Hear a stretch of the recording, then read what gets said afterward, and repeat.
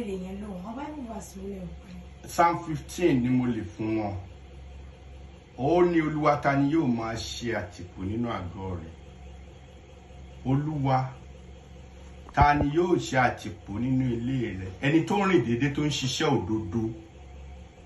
Tó ń rìn déédé. Ká rìn déédé níwájú Ọlọ́run wọn.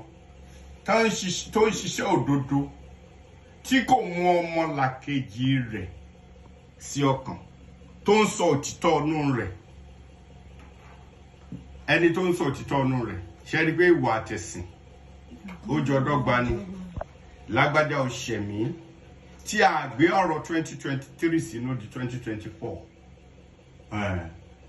Ẹni tí ojú ènìyàn ojú ẹlẹ́gàn digígàn bí irú ìsìn kí n máa sọ pé ẹni yóò dá o. Ṣùgbọ́n tí ò tí ì ṣàìdá fún mi tèmi náà ti ń